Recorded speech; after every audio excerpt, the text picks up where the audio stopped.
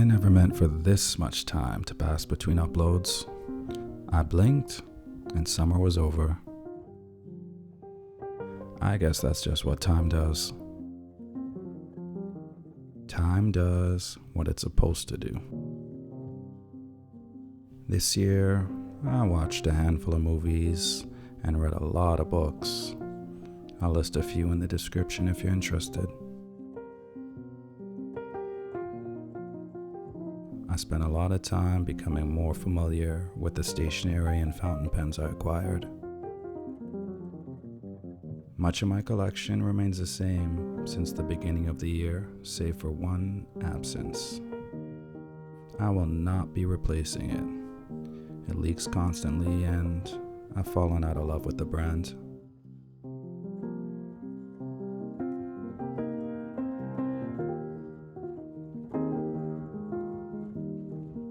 No new ink bottles added this year.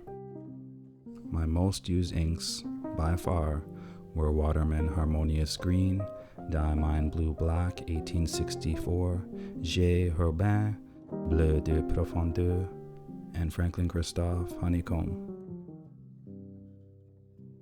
I experimented with a few different papers, but kept coming back to Midori MD. Dot grid notebooks in A5 size are just about perfect.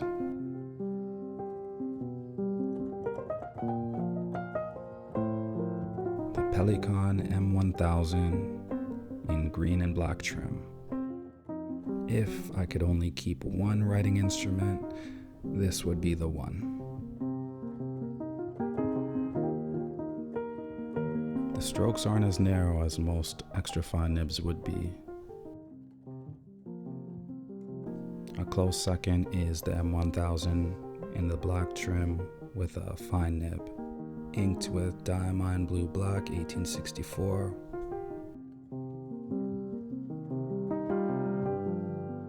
I absolutely love the sound this nib makes against Midori paper.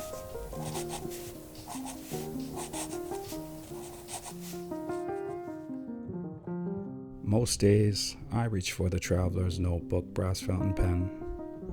It takes cartridges, so it's super easy to manage and travel with. A convenient little pocket pen that's so reliable and handsome. The brass can lose luster and look kind of dingy over time.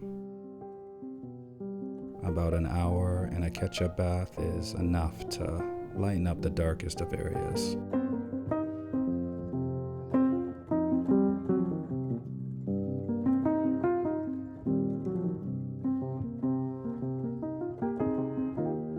The M805 and the Benu Euphoria are the smoothest writers in my collection.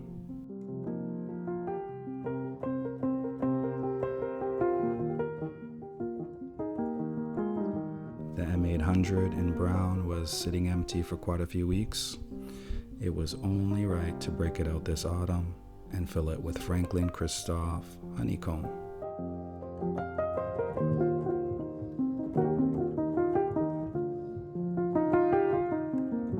I started using the Coeco Steel Sport and Sailor Pro gear these last few weeks. I don't know why I don't use either more often. They're both quite excellent in their own way.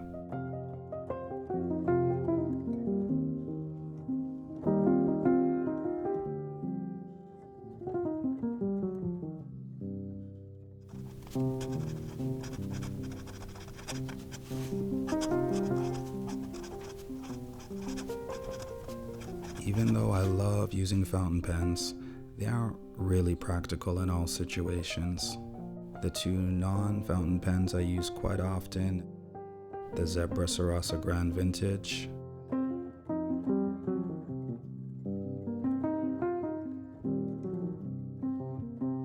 the writing is smooth and easy, feels substantial and luxurious in the hand. The Lamy 2000 ballpoint, made from fiberglass and stainless steel. It has this really nice matte brush finish that reduces slippage and feels great. We are only a few short weeks from turning the calendar on another year. In 2024, I have no intentions of using any dated planners. I want to enjoy writing without any unnecessary pressure. I plan to experiment with different paper, spend more time with my traveler's notebooks, and actually travel.